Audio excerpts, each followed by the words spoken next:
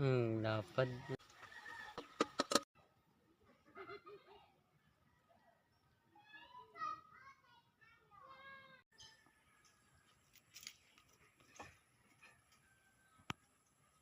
Hi guys! Welcome to LR Mix Vlog. Dahil sumisid tayo kagabi, lulutuin natin ang ating mga nakuha na sarad.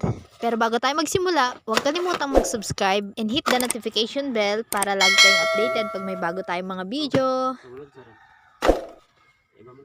Walong pirasong sarad nga lang pala ang nakuha natin kagabi, kaya naman hindi pala tayong kumuha, si Rayray pala.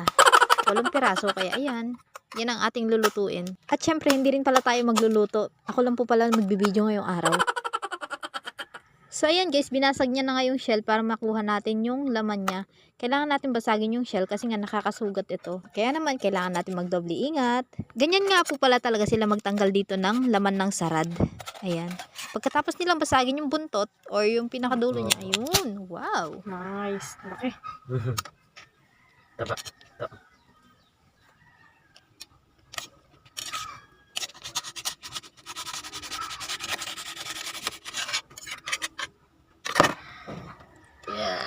Oh. Laki. Isang palad. Guys, kahit walong piraso na yung nakuha natin ganyan, pag naluto yan, marami na yan. Sunod na nga natin ulit yung isa.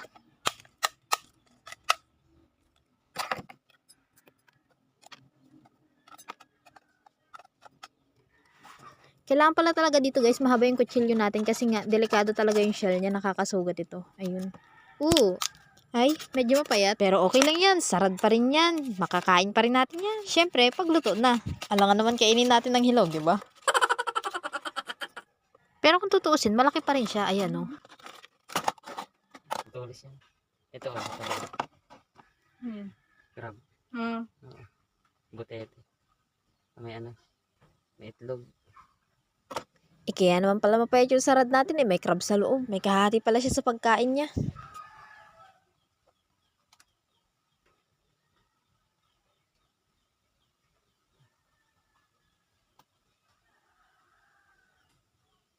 Ito na pala yung pangatlo. Basag-basag ulit.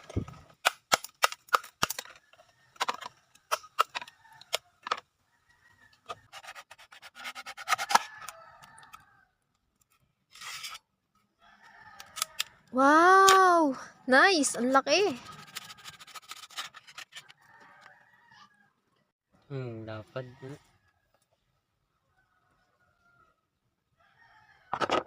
Laki.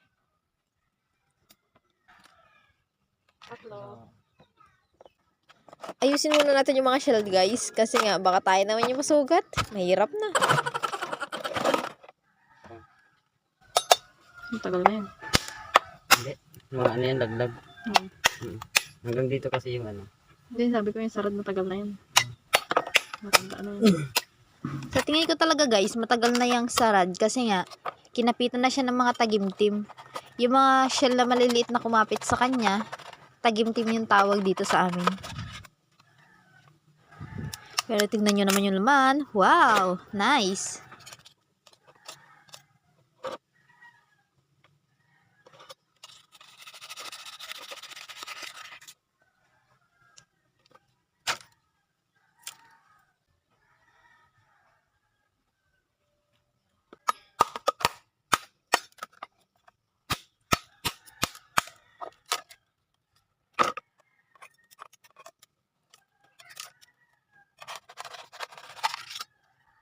Oh.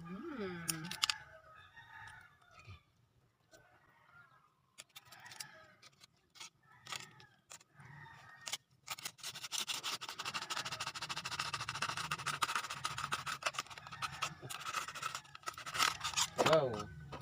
Naliglig. Ay, nahulog. Oh, nahulog!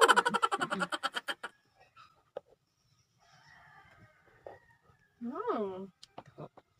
Yum yum.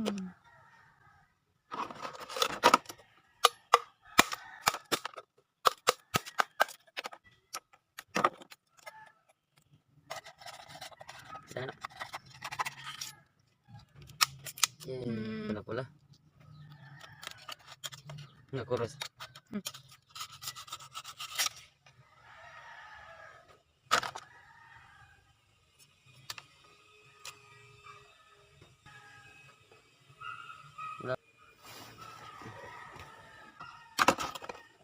bulod ano? Sa bulod to. Bulid din. Oh. Ito,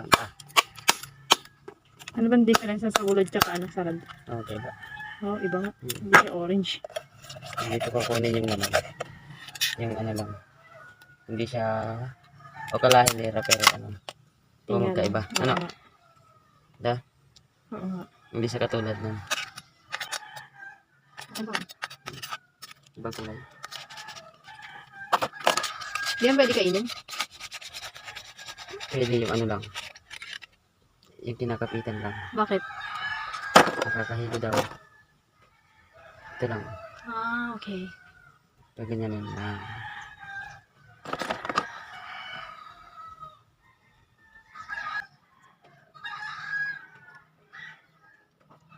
Ito lang yung pwede. Tapos na yan. Hmm. Sa bulod. Ito sa rad. Ito sa bulod. Pagkakaiba ng shell nila. Ano? Oo nga. Yung parang flat, ito parang buntis. Hindi. Ano? Ito. Ito palapad. Ito patulis. Hmm. Sana yung ano. Ito. Ito. Ganyan. Ano? Sila pagkaiba. Mm. Malapad to. Ito parang ano. Parang itak. Mm. Yan. Oo. Ang laman. Ang layo. Ito. Different. Oo. Hindi katulad dun. Okay. Kaya ang pwede lang sa kanya yung kanyang Ayan. Ito lang. ang tinga. pwede.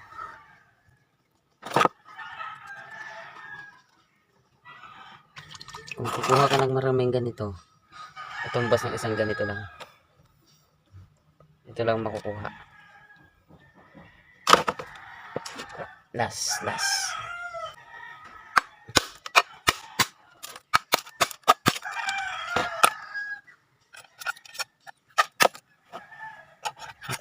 Matulis. Tara! Layo. No.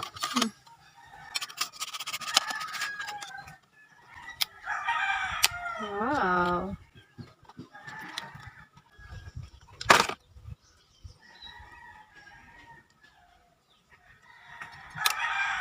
Oh. Pagkakaiba nila. Ito, malinis yung isa. Ang daming May isa. dap-dap na maliit na ano. Parang Ito, siya parang madumi. buhangin. No. Basta madumi siya tignan. Pero pareha sila itsura. Hmm.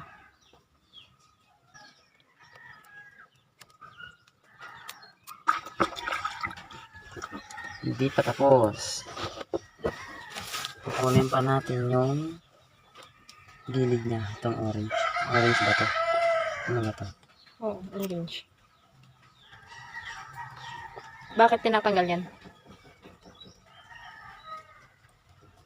Hindi ko alam. Yung iba hindi na tinatanggal pero hindi tinatanggal. Kasanayan. Pagkasigurado lang ata. Okay.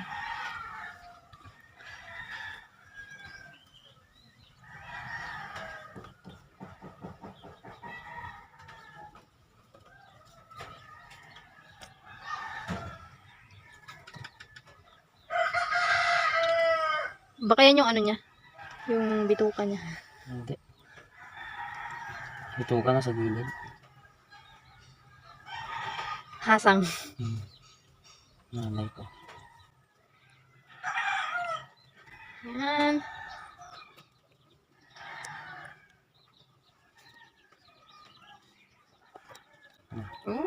Isa. Okay. Oh. Hmm. So, Okay. sa iba ata hindi na ito tinatanggal.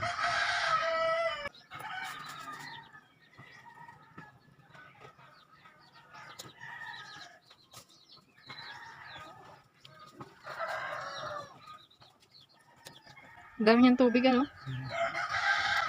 Wow. Tama man. Kasi taba mo. Gusto.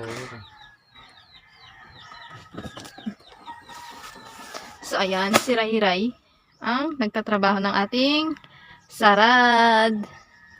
Ano yun?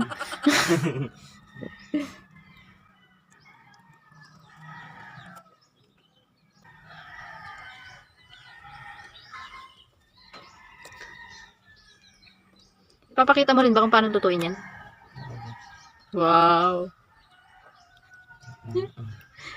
Kahit anong luto lang naman to.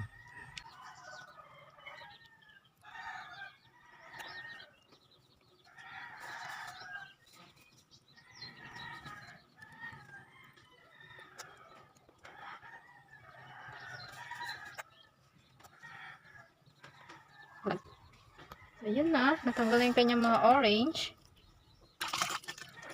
Double check.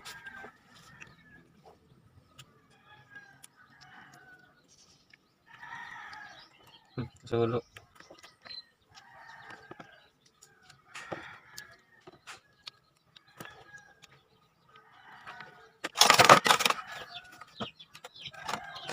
Kailangan itapon ng Ayun. maayos kasi pag dumaan sa paa, lagot si paa.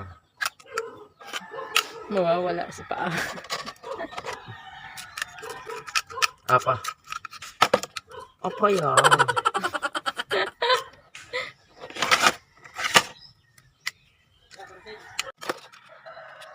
Kailangan to itapon ng maayos para walang masugatang puso. Puso. Pusa. Yung laman nito bawal to sa mga hayop kasi pwede sila mahilo. Kaya kailangan to ilibing. Hindi kaya itapon sa malayo pero mas maganda ilibing.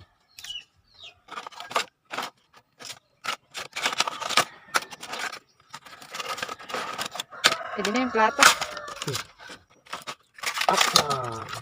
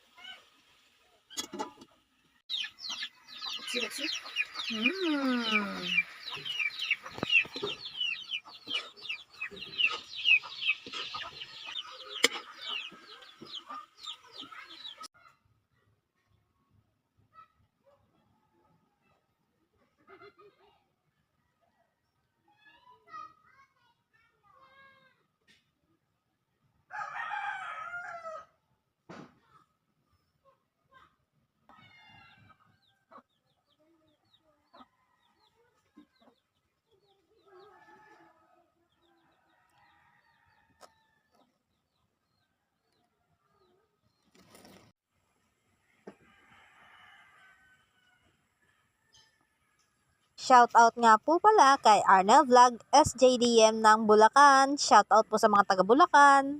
Guys, don't forget to subscribe. Thank you for watching. Bye!